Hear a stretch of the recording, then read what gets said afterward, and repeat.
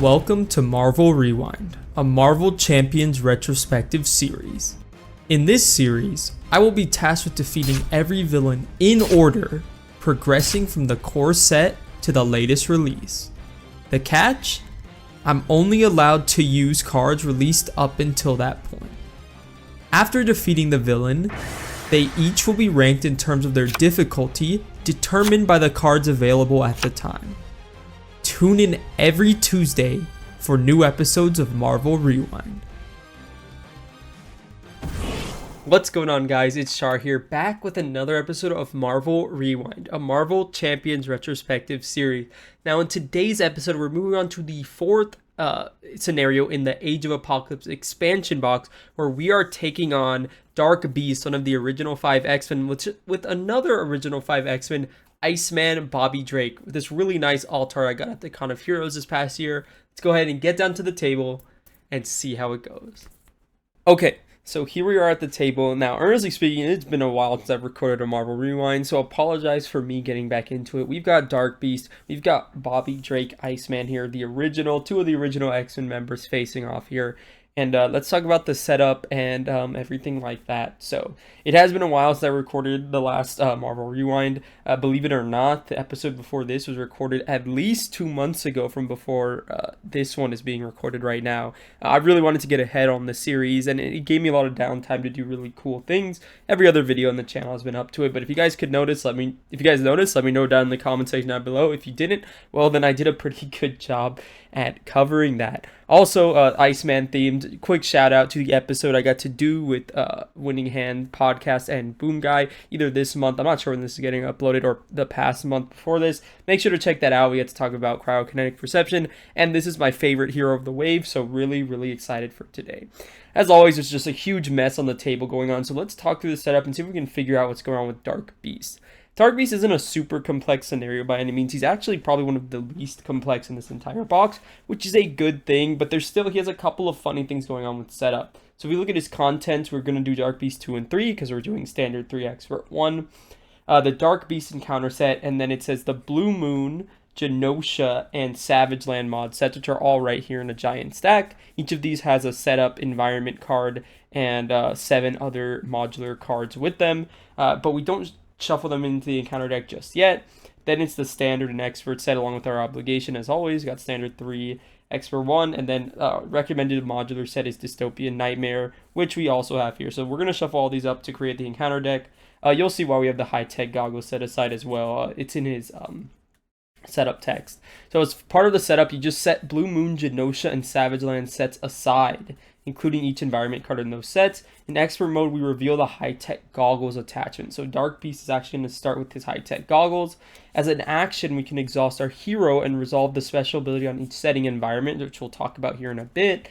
Then we can discard this card, and as a boost star effect attaches to Beast, it just gives him +1 scheme. Not great for us, especially because Iceman's store isn't super high. But if we flip up, we don't really have to worry about that just yet. So if we go ahead and flip this over, this doesn't have any text in it other than the flavor text. Dark Beast activates his time machine to ensure the rise of Apocalypse, so your quick actions ruin his calculations. You wrestle for control of the device as it transports you through time and space, which is kind of the idea between Blue Moon, Genosha, and Savage Land. We're kind of fighting Dark Beast through time here. This starts with 1 per player threat.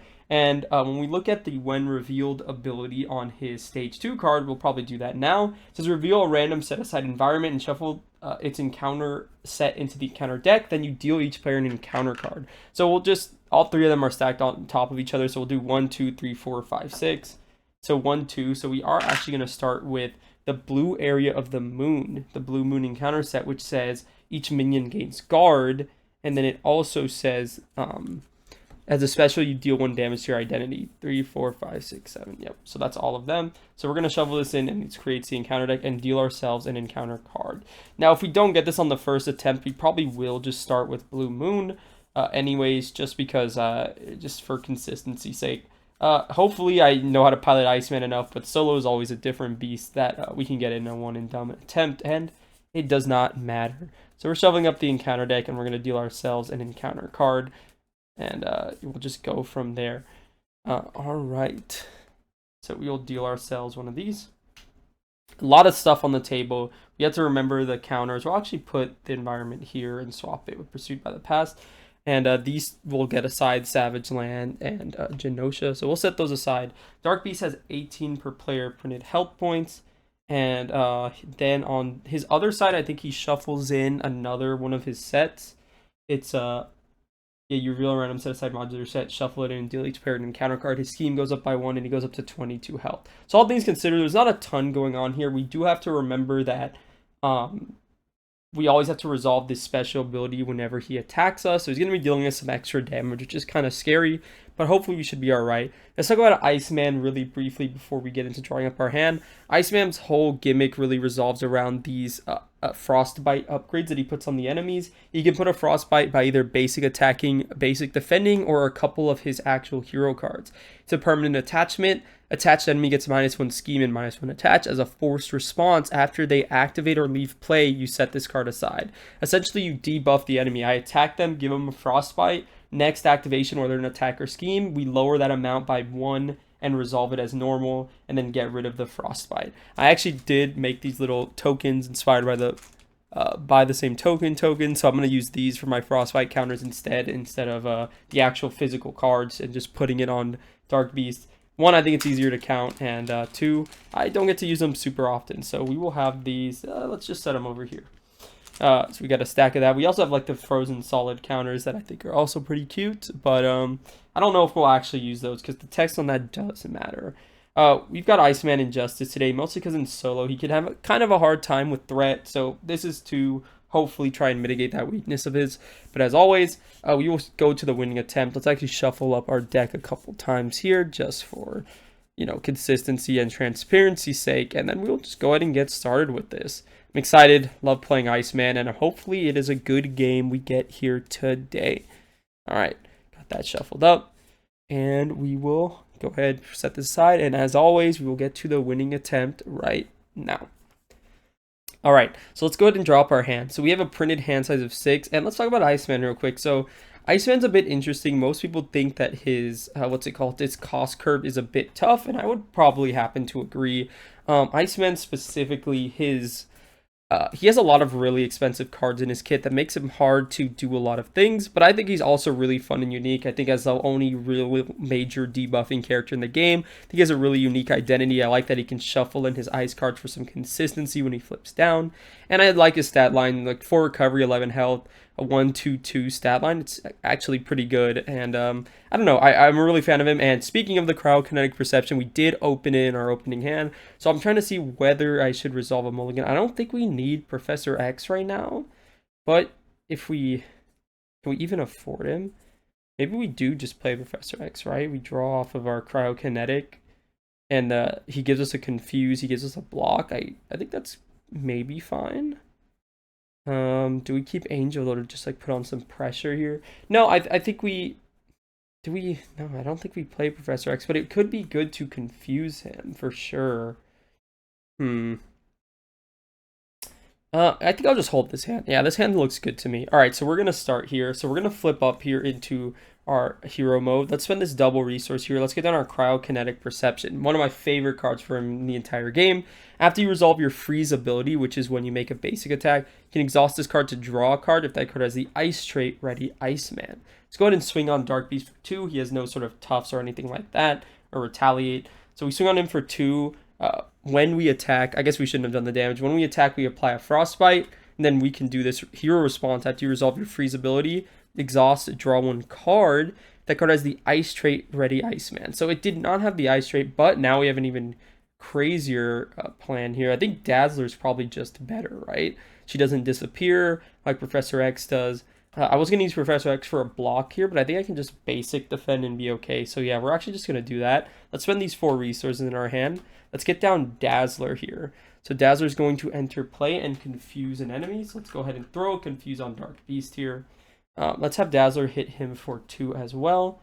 She'll take a consequential damage, and I think we're okay now.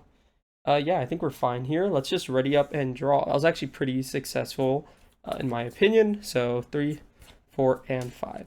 Got to chill out. Beat could also be really good here. Move some threat and keep Dazzler attacking.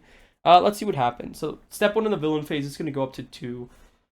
Dark Beast is going to activate it against us. So when he attacks you, you resolve the special ability, which is deal 1 damage to our identity. I think we take this. And then also the force response to the frostbite, which will say after the attached enemy activates, we're going to set it aside. So he has minus... Oh, so right now he has -1. So he's attacking us for a base of 1. I think we'll just take this. That'll be 1 damage. Place 1 counter on pursued by the pass. So we only take 1 from that attack thanks to our frostbite. So that's pretty fun. So we take 1 there. We have to put a counter on pursued by the pass. So let's go ahead and do that. And now we've just got 2 encounter cards to deal with. So not too bad so far. Let's see the first one. Targeted for extermination when defeated. The player who defeated the scheme confuses their identity. Well, that's pretty tough here. All right, next one. War Weary. You are stunned. If you are already stunned, take 2 damage instead. Honestly, not too bad. So we are stunned here, and when we defeat this, we will be confused. So bit of a couple rough things going on here, but I think we're fine. What do we want to do now, though? So we definitely want to set up this team building exercise if I had to make any sort of predictions.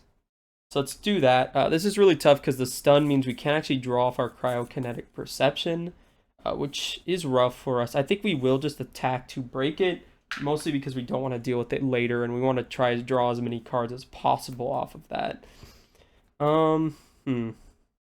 So what I think we're going to do, I think we're just going to play Beak here. Let's do a team building exercise and spend this Ice Wall. Even though I do like this card, it's a bit slow tempo to play Beak. After you play Beak from your hand, remove 1 threat from a scheme for each X-Fin ally you control. So we'll remove 2 threat here. Let's have Beak go ahead and thwart this for 1. He will go ahead and clear this off. And then now it says the player who defeated this identity gets confused. That's fine by me. Let me go ahead and grab a confused token real quick. So we are confused here, which kind of sucks because we are a Justice deck, but hopefully it works out. So Beak has 1 damage on him. Let's have Dazzler. Do we want to keep this? Probably not. Let's have Dazzler go ahead and thwart for 2 here. She'll take a consequential up to 2 consequential. And do we flip down, use a confuse? I really don't think we need to flip down yet, so I think I'll just stay up, actually. Yeah, we'll just stay up here and see what happens. So we'll discard this chill out. We'll ready up and draw. 1, 2, 3, 4, 5.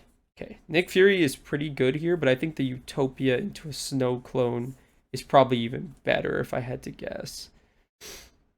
Yeah. I guess we'll see, but I guess we could do 1, 2, 3, 4, play the Nick, and then draw 3, play down the Utopia, and then maybe play an ally. Yeah, we'll have to see here. All right, the main's going to go up by 1. So Dark Beast is going to go ahead and attack us. When Dark Beast attacks, you resolve the special ability. So we're going to deal 1 damage to our identity. Go down to 8 here. Let's have Beak actually block this one. So it'll be 2, 3 damage here. Beak is defeated. Then we have 1 encounter card for us. Let's see it. Exhaustion. Oh, that sucks. Okay, so exhaust our identity. It's going to surge. To Evil Genius. Dark Beast attacks you. Give him an additional boost card for this attack. That's pretty tough. So he's going to hit us for 2 boosts here. I think we're going to have Dazzler block this. So first 1, 2. You are stunned. Oh man, we are getting locked down hard. This is really unfortunate. So 4 damage total into Dazzler. She is defeated. Yeah, wow. Exhaustion into an activation that stunned us is really not great. We might actually flip down just to grab some tempo back, but that's back to us. Okay, I think we will just go ahead and we'll play it kind of slow here. Oh, we don't actually,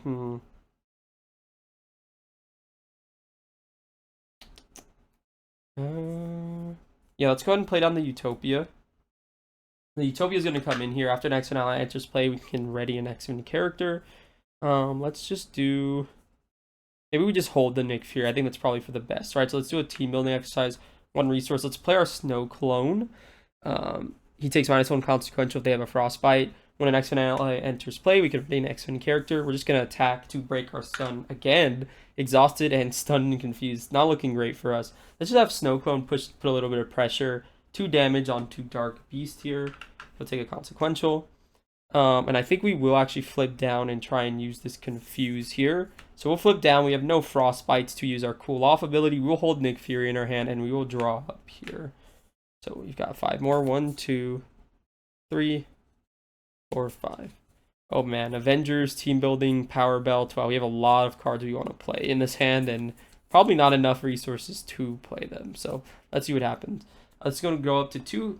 Dark Beast's going to try and scheme against us. He can't because he's confused. Now we have an encounter card. Evil Genius, Dark Beast schemes. Give him a tough status. So he's going to scheme at the base of 2. Yeah, let's give him his tough before I forget that. So he's going to scheme, sorry, a base of 3 for 5. So it's going to go up to 7. 2 to 7. So we are 3 away from it popping. That's, really unfortunate. But like if we didn't have the confuse, then we just lose there. So I guess it's better. Count our blessings where we have them. Okay. What do we do here? We have a lot of really good cards in our hand.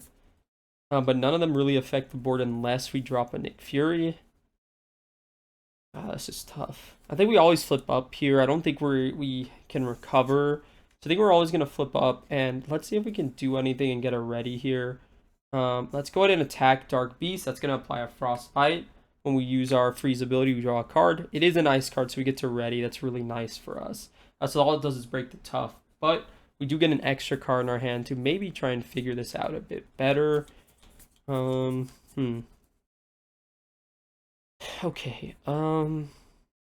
Avengers would be really nice, but I don't think we need it at this point. I think we do a Nick Fury and try and hold the cards that I think are most important. So maybe we get rid of these 4, hold the power belt and the under surveillance. I think that's probably for the best. So let's spend these 4 resources. Let's go ahead and play down Nick Fury. Let's use his ability to draw us 3 cards. 1, 2, 3. Okay, so we've got the Ice Slide. We've got Shadow Cat. Shadow Cat could be pretty good here. Yeah, our current order of business is we need to take some threat off the main. Let's have the Snow Clone activate, because Dark Beast has a Frostbite on him, so we actually don't take a consequential there. We'll take 2 damage. Shadowcat could be really good. It gives us some consistent thwarting. And we have a team building exercise to pay for it. So maybe we just go Power Belt. So that'll be that into Shadowcat here. So we'll spend the team building exercise in these 2 resources. Play down Shadowcat. As a response, after she enters play, we can choose a side scheme and blanket, but there are no side schemes. We're just playing her so she can help us clear some threat. Oh, I guess before we play that, we want to activate with Iceman. So let's just say we got Thwart to break our confuse, because we do have thwarting events. Then we'll play down the Shadowcat. We'll use Utopia to ready us up. Let's go ahead and attack Dark Beast again for 2. And give him another Frostbite. So now he has a base attack of 0, which is pretty good for us. Kind of anti-synergy with Nick Fury if he doesn't get an activation, but I think that's okay. I'm trying to see if there's a better spot for these tokens. I think I'll move them over here just so I can put the discard pile right here. Right, and now we just thwart for 4. So we will thwart for 4, so that'll be 1, 2, 3, 4. Down 2, 3. All right, I think that was pretty successful. The Nick Fury really opens up a lot of opportunities for us there. So then we're just going to ready up and draw. I think we still just have Nick Fury block this because there's no reason to even chance taking damage. So we'll just do that. 1, 2, 3, 4, 5. Okay. Snow clones are pretty good here. Nick Fury's going to free up a slot for us. We might be able to even like freeze him solid, flip down. Yeah, we'll see what happens. Okay. It's going to go to him. It's going to go by 1. He's going to attack us for a base of 0 attack. We're still going to have Nick Fury block this, though. Oh, that's really good, because he still dealt 3 damage through it, which is crazy. Also, we have to resolve whenever he attacks, deal 1 damage to our identity as a part of the environment. But both of those Frostbites are gone. Nick Fury is defeated. And now we have an encounter card here. Drawing nearer. After your turn begins, discard the top card of your deck. Place 1 pursuit, counter pursued by the packs for each printed resource icon. And as an alter ego action, we have to discard an identity specific card in order for us to get rid of that obligation. So it's going to go back to us. So at the beginning of our turn, we'll discard this. So chill out is gone and it places a counter on pursued by the past. So we do want to get rid of that if we have the opportunity, which I think we do. All right, so let's start off. Let's go ahead and yeah, let's just attack him for 2. Give him a Frostbite here. So that's 2 damage. Drops him down to 6, and then let's resolve our cryokinetic reception to draw a card. It's not a ready, so we don't ready up, which I think is okay. Probably want to play another snow clone down. Let's go ahead and hit him for 2 again. 1, 2. Him down to 4 health. Let's have Shadowcat go ahead and thwart for 2 off the main. Then what we want to do is, probably want to clear the area, right? Unless we need to hold that card. Let's just clear the area. Let's clear the main. We'll remove 2 threat from a scheme, and if it removes the last threat, we draw a card. Just to cycle a card. Ooh, Skilled Investigator. We probably just want to get that down. It thins out our deck a little bit. So we'll play that down. Unless we need it for a resource. So we'll kind of hold on that slightly. We might actually need it as a resource. Unless I don't really care about the snow clone ready right now. If we go... No, I don't think we can do the ready off snow clone because... I think we can hold the snow clone and exhaust something that shares a trait. So we're gonna generate a resource. Yeah, we're gonna. Oh, we should have 3 extra health from our power belt. I forgot that. So we're at 10. I always forget that one. Yeah, we're not actually gonna take the ready right now, which I think is all right. So we go ready exhaust here. We will do a team building exercise to reduce the cost. So we're going to reduce the cost of frozen solid to 2. Then this will generate 1 resource for an ice card. Then we'll spend chill out to frozen solid dark beast. So when the attached enemy would activate, we discard frozen solid instead, and then he gets a frostbite, which is going to be really good for us. We're going to go ahead and choose to flip down here. He has 1 frost on him. 1 frostbite on him, so it says after you change this form, we can shuffle 1 ice card from our discard pile for each copy of frostbite in play. So what is the most important card? It's probably another frozen solid. The ice slide could be okay. You could also do the ice wall, but I think the second, I think the second frozen solid is probably the best one. Just gives us free flips to alter ego, so we'll shuffle that in. And now we want to get rid of drawing nearer here for sure. Probably keep the snow clone in our hand just so we can ready and whatnot. So let's use the effect on drawing nearer. As an alter ego action, let's discard an identity specific card. We will choose Arctic Attack. Probably hold the snow clone in hand. And I think that's going to be it for our turn. So we're just going to ready up and draw here. So we basically have our whole engine built out here. So I'm feeling pretty confident about. 1, 2, 3, 4, 5. Got Colossus here. 1, 2, 3, 4, 5. 1, 2, 3, 4, 5, 6. Okay, yeah, 6 cards. Colossus can eat an activation for us. Yeah, pretty good.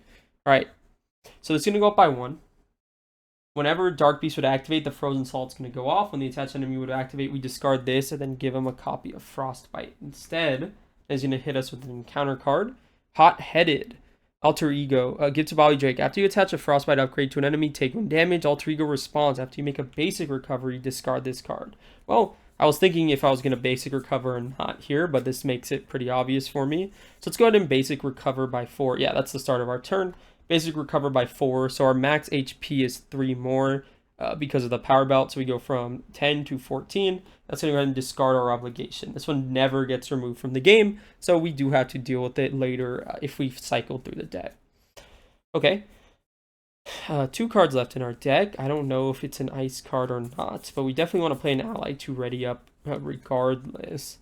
Yeah, I think we're just going to try pushing some damage here. It seems like we're pretty safe, all things considered. So, we could get the Retaliate on the next one. It will replace the blue area of the moon, but we're just going to have to see. All right. Maybe we play Blindfold instead here. But she can't really do anything if I play her, which is the big problem. I guess Shadowcat could just hit him for 1, but could we hold? No, Blindfold does seem really good here. Oh wait, if each of my allies has the X-Men trait, we have 1 extra ally limit. So we actually could play both of them, which is good.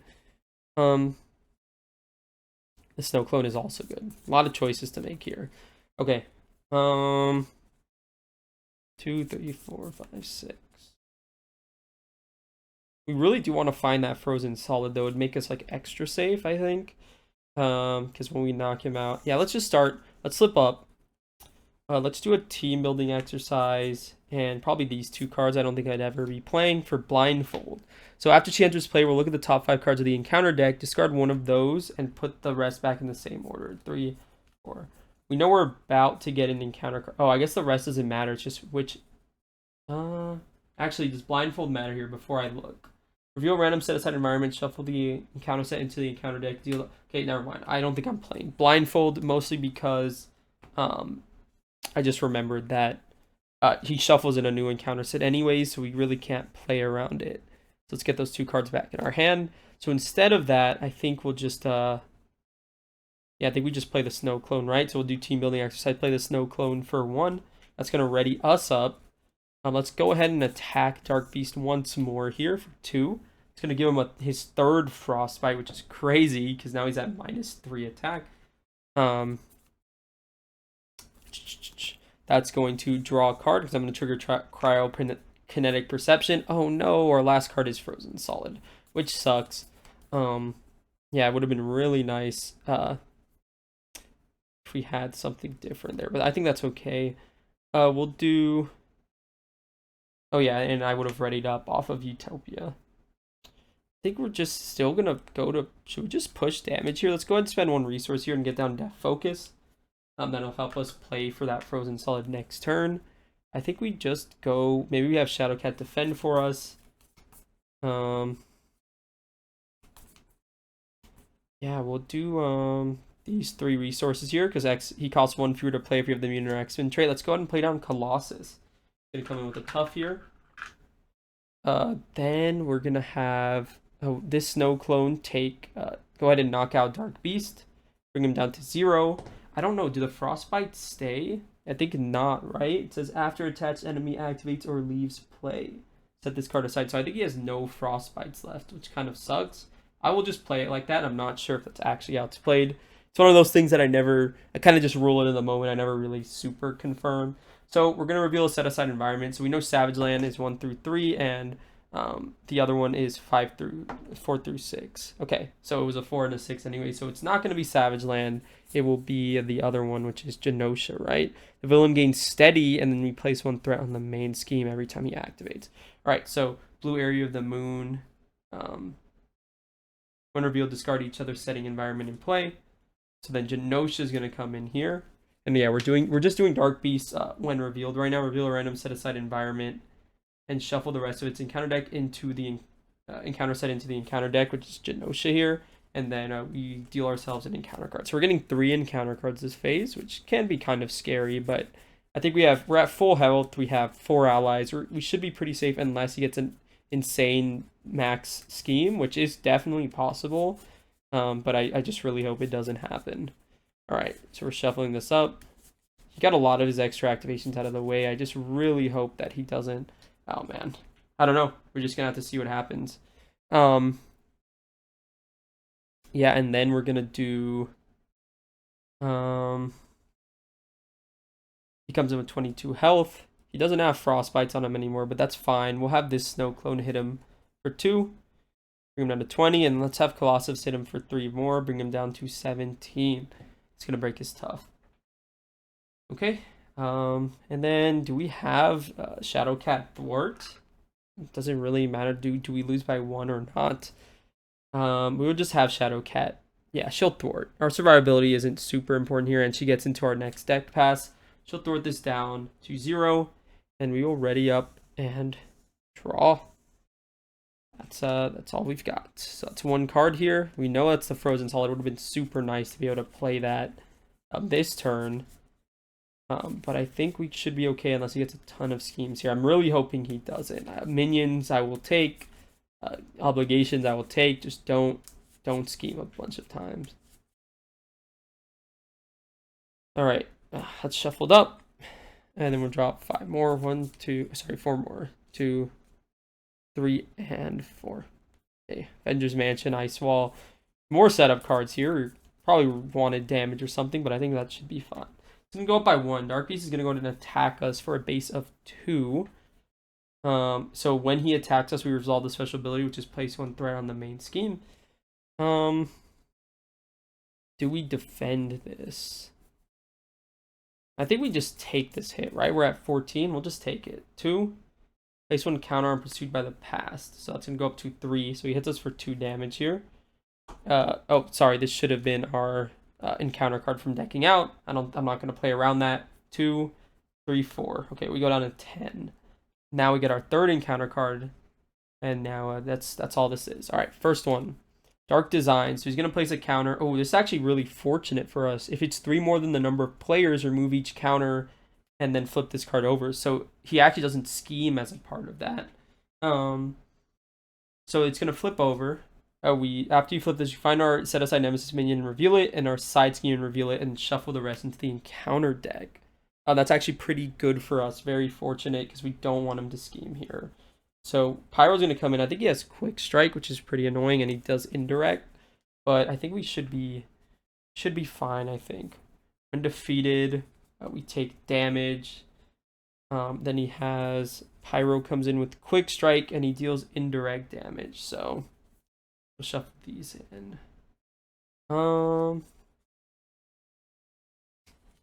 So we can actually deal the indirect in a pretty interesting way.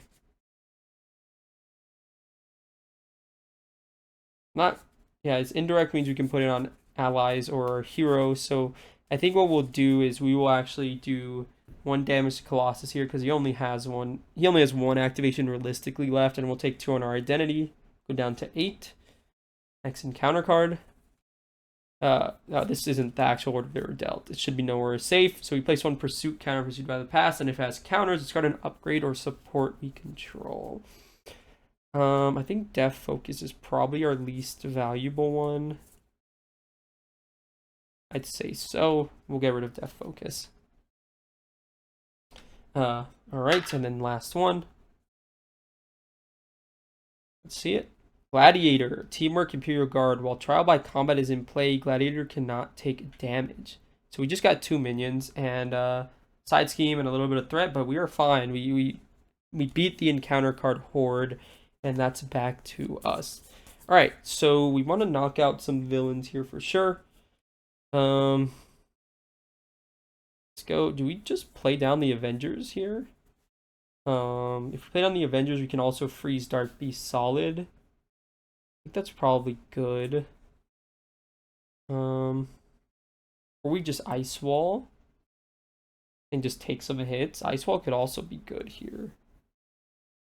Can we Ice Wall and do the other one? So this is 4. Cryo gels us 1. This reduces by 1. I think we could do both, right? Yeah, we actually can. Yeah, sure, let's do it. We don't really knock out Pyro, though, which is a big problem. But if we drop the Ice Wall, we don't really need to worry. Yeah, I think that's okay. I'm not sure, actually. Let's play it. Let's spend 4 resources. Let's do it. Let's play down our Ice Wall. I don't get to play that often. So that should be pretty cool. Let's have our identity. Let's go ahead and attack the Gladiator for 2. We're going to draw off our Cryokinetic Perception. It is not a ice card, but he does get a Frostbite on him. Let's have our Snow Clones hit this Gladiator for 2 and 2 just to completely knock him out. So he is defeated. So yeah, both of these guys are exhausted. We only have Colossus left. So I think we'll just have Colossus swing for 3, leave Pyro at 1 health, and Colossus will be defeated. Then we'll do Team Building Exercise, Power Belt, and Nick Fury to freeze Dark Beast solid so he doesn't activate against us. I think that's going to be it for now. So we'll just ready up and draw here. Alright. 1, 2, 3, 4, 5. Beak's going to be really huge here along with Shadow Cat. We can get a lot of threat removed from the board. That should be good. Alright, it's going to go up by 2 because of the acceleration icon. He's going to try and activate against us. He can't because he's frozen solid, so we'll get a Frostbite on him instead. Then we're going to have Pyro. He's going to attack us for 3. deals indirect damage. We're going to put all 3 of the damage here onto our ice wall. And yeah, after an identity, we take any amount of damage, place that damage here instead. Okay, so we're going to put that on the ice wall, and then we have an encounter card. Armored Unibike. Armored Unibike engages the escape mutant trait. Okay, he doesn't really do anything. He doesn't have a win revealed, so he just comes in. All right, that is to us. Cool. All right. When we push damage, we keep ignoring playing with fire. I think that's probably for the best, now that I'm looking at her hand and whatnot. So what I want to start with is I'm going to go ahead and basic attack for 2 into the armored unibike. We're going to give him a counter. So give him a frostbite. It drew us a double. We don't ready, but the double is really nice here. So then we will have the snow clone go ahead and knock him out for 2 more damage. That frostbite's going to get set aside. The other frostbite's over here. The ice wall is really going to be clutch for keeping us healthy here, I think. We want to play beak, right? So let's just do team building exercise and for justice to play down beak. Do we want to really do playing with fire here? An identity would take any amount of damage from an enemy attack. Let's just clear, let's just clear the playing with fire. I think that's fine. So we'll remove 1 threat for each X-Men ally we control. So when defeated, we discard the top 3 cards of the encounter deck and take 1 damage for each resource icon discarded this way. So just 3. So yeah, we'll just take that on our identity. We'll go down to 5 health. I think we're still fine because we've got the ice wall. We do get to draw off skilled investigator here because we cleared a side scheme. Gives us a bit of economy back in our favor. We can have beak go ahead and swing for 1 on pyro, knock him out. That's also going to be good for us. Then we want to do I think we want to play Shadowcat, right? We haven't actually, we haven't even readied up yet.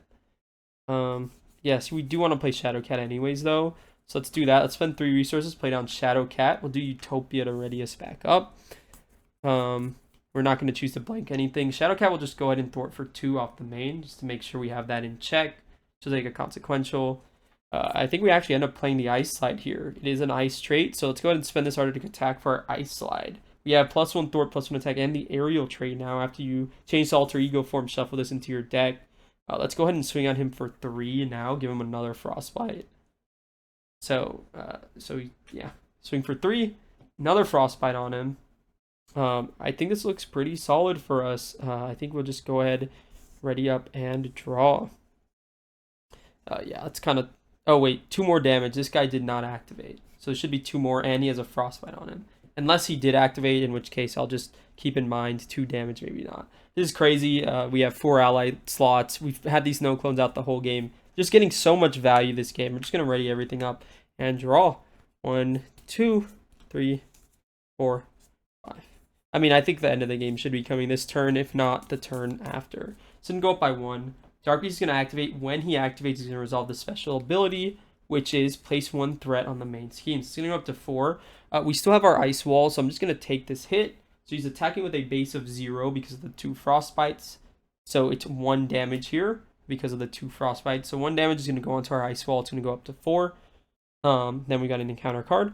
Hunted, as an alter ego action, discard a card from your hand and discard this card. So this is an obligation. I don't even know where to put it at this point. We'll just put it right here over our ice slide. And that's back to us. So do we have 14 damage?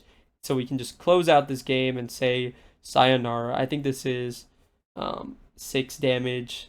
Just go ahead and attack him for 3. Let's just start with that. Cryokinetic, we get a ready.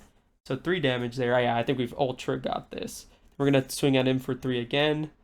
Down to 6. He has 2 frostbites on him. Then we can just do... Yeah, I think we'll just do an Arctic attack. Deal 6 damage to an enemy with a copy of frostbite attack attached. So it's going to deal 6 damage to Dark Beast. That will KO him. But then we still have like a team building exercise for 3 more. So that's like 3 overkill, 3 frostbites on him.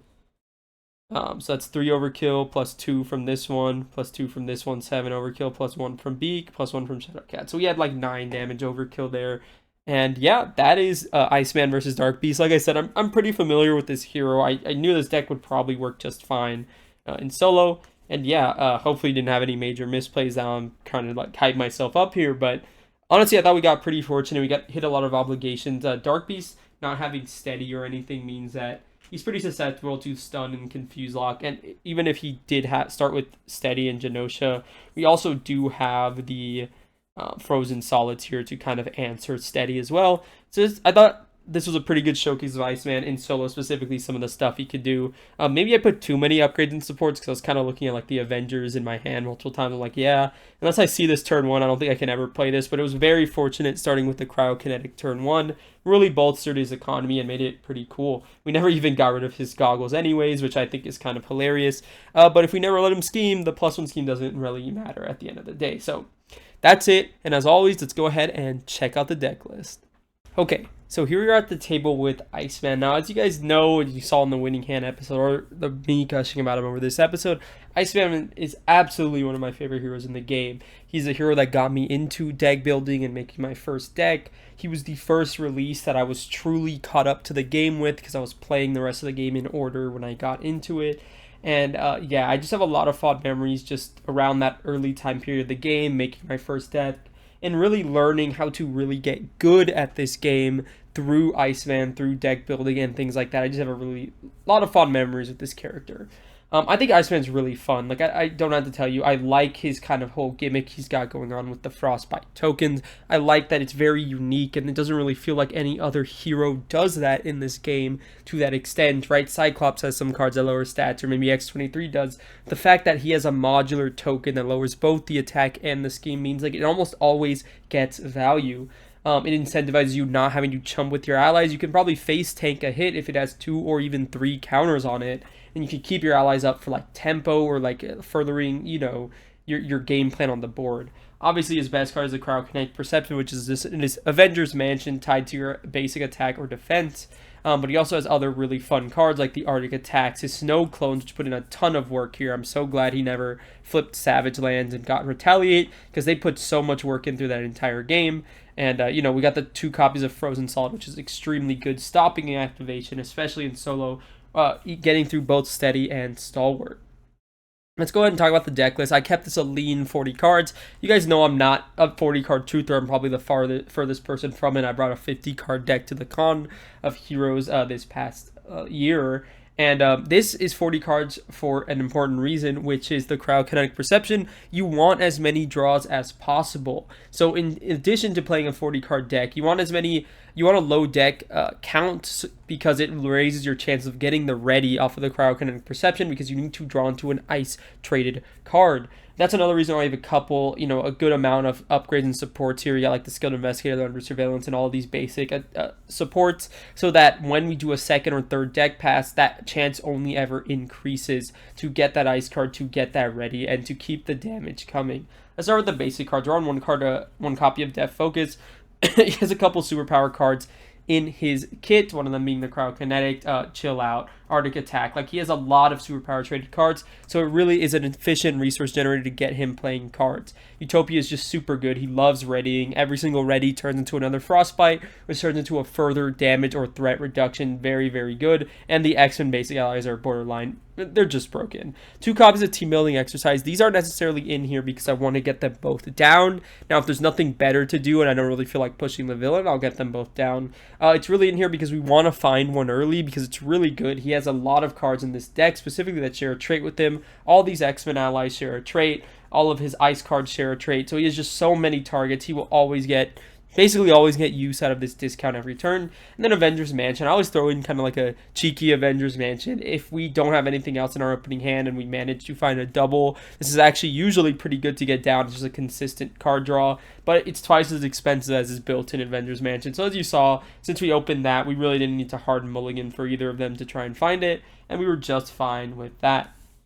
Looking at our resource cards, we're on the Energy, Genius, and Strength here. The classic doubles. He has a lot of high cost cards, and I didn't really help with a lot of 3-4 cost allies, a lot of high cost supports, and even the cards in his kit. So yeah, we're definitely playing the 3 basic doubles. We're on the 2 basic doubles as well. Double the number of resources this card generates and paying for a basic card. We have a ton of basic cards in this deck. 1, 2, 3, 4, 5, 6, 7, 8, 9, 10 above the cost of 2. So that just really, makes our curve more efficient. Iceman needs the resources where he can get them, and I thought this would be really good to tackle that.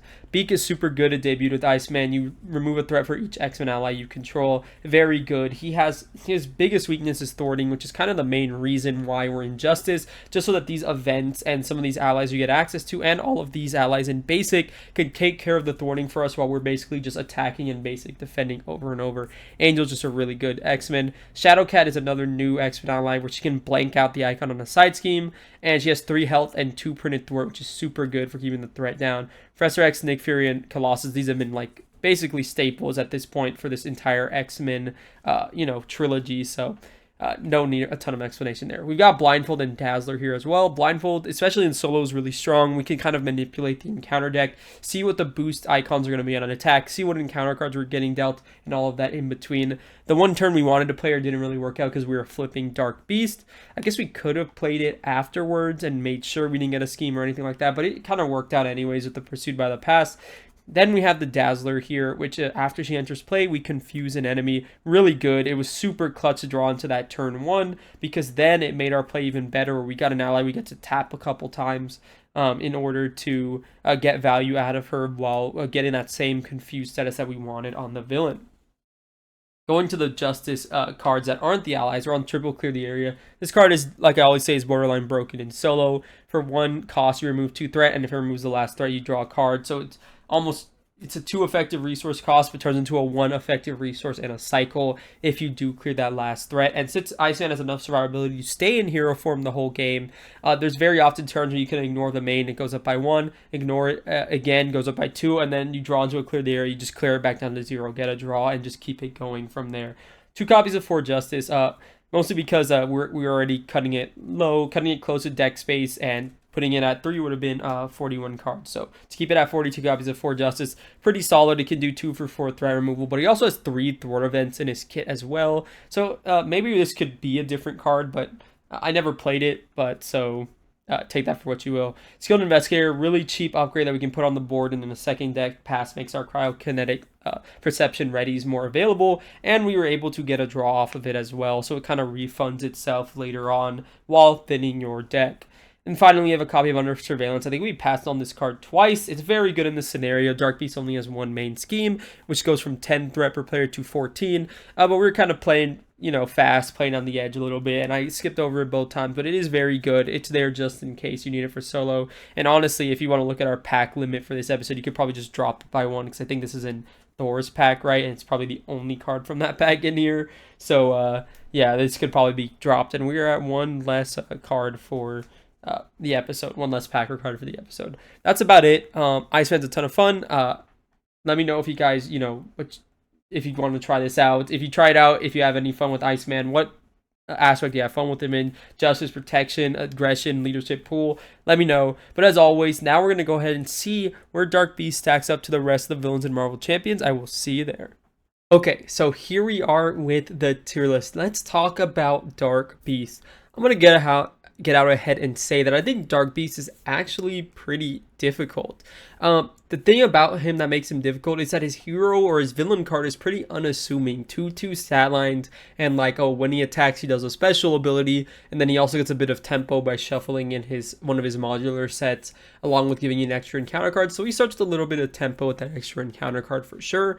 And then also he gets powered up kind of in a way from his environment. So we know that Genosha, but I'm pulling them off from the side here, Genosha gives him steady, which is a very powerful keyword, and anytime he resolves a special ability, he places a threat on the main, which means he is constantly accelerating the amount of threat. He resolves a special ability through a number of his effects on his cards, along with every time he does his basic attack activation in step 2 of the villain phase. Then we have the Savage Land environment, which gives him Retaliate, which is very good against ally storm strategies, and he just deals a lot of damage to you. And the special ability on that one is discarding the top 3 cards of your deck. The final one, which I think is probably the easiest, is I'm actually blanking. Oh, I think it's Dark Side of the Moon, which gives each minion guard, and also every time you resolve a special, you take 1 damage to your identity. I guess because it deals the damage to your identity, it's kind of consistent damage. If it gets multiple special activations, there's no way to really mitigate it, which is probably why the effect he gets is a lot less bad. I think Genosha is probably the toughest one. A villain getting steady, especially for him who can be locked down by stuns and confuses in solo, is really strong, along with really putting on that threat pressure. Also, he starts with this high-tech goggles in expert mode. But you think about it, he's kind of this well-rounded villain. He doesn't have the world's highest HP stat, but it's not necessarily low either. He has pretty good stats, and he has good cards, in my opinion. Obviously, that one Dystopian Nightmare modular set makes him a bit easier, because that one isn't super difficult by any stretch of the imagination. But a couple of the cards in all of his modular sets, Dark Side of the Moon, Genosha, and Savage Lands, can be pretty tough. He gets a lot of extra activations, especially his Mad Scientist or Evil Genius, whatever it's called. The one where he attacks you with an extra boost card. It resolves his special ability, and he gets 2 boost cards against you. It's pretty nasty. Yeah, I just think he's this all-around kind of like rough bruiser type villain. Now, I said he was pretty difficult, but do I actually think he's significantly harder than any of the guys here in B tier? I feel like you can kind of rush him down in a similar way as like Magog or like Mojo. They kind of incentivize you to rush him down. But he does start with a lot of tempo, and he doesn't really get any kind of really big things on the flip or anything like that. Honestly, I could see him in A tier. I'm not actually sure. This is the one I'm not super sure on, if I had to be honest with you guys. I think that I did say he was difficult, but to compare him to the other scenarios in the game, he doesn't have steady. He doesn't really punish you for putting status cards on him, but he can't get it right. It's not guaranteed that he has it, but it is random every time he starts. So he can start with steady, meaning that he'd be a lot harder, and your stun or confused strat doesn't really work super well. He can really counter ally storm, which is very consistent in solo. And I think that variability, it kind of reminds you of like an on the run type of situation. The fact that he can't be status always super consistently reminds me of Mr. Sinister and Magog to an extent. Venom is tough. I do think he's very similar to Venom. Do I think he's stronger than Venom? Maybe, because he doesn't have the crutch of the kind of bell tower, but Venom also punishes allies really hard because he gets all these extra boost cards. He can get overkill. I'm not sure if Dark Beast gets overkill. I think bottom of A tier maybe is a good spot for him. I think he starts off with a decent amount of tempo in solo, but also now that I'm thinking about it again, Venom really starts you with that huge side scheme with a threat, and he punishes you for actually trying to clear that side scheme by getting boost cards on your identity, or you have to have a threat on the first turn and get an extra encounter card. Dark Beast, he does give you an encounter card, but it's kind of like delayed tempo. You can't really stay down against him, if that makes sense, because he will scheme for a lot with his high-tech goggles. I think I did talk myself out of A tier, actually. I think he might be maybe Mr. Sinister, a bit stronger, a bit weaker than Mr. Sinister, maybe stronger than Magog. I think top of B tier is good for him. This is a pretty difficult villain, and I think it's a really good difficulty for the Age of Apocalypse box. I like that he's pretty simple once you get through his setup and kind of like his special gimmick. But he can have like really big turns or kind of like really weak turns. But the first turn really do get a lot of room to build out without a lot of threat. You know, have things to deal with on the board. I think the main scheme starts at 1 and it has a high threat threshold. Especially once you get up to past solo, which this series isn't about. But once you get past solo, right, he's not as scary, I'd say. What do you guys think about Dark Beast? Make sure to let me know down in the comment section down below. We are moving on to basically the proverbial end of Marvel Rewind next episode when we take on En Sabah Nur. This is kind of the initial plan or layout I had for the series when I came up with the idea. and it's kind of, you know, heartwarming and a bit melancholic to know it is ending next episode. The fact is, we don't have a ton of information on the current environment or what's coming next to know what the future of this series really looks like. I mean, if you look here, there is still 1, 2, 3, 4, 5, 6, 7, 8, 9, 10, 11, 12, 13 more villains since I've really started this game that we could go ahead and play and add into the series, but it would probably be with the spin of the current environment.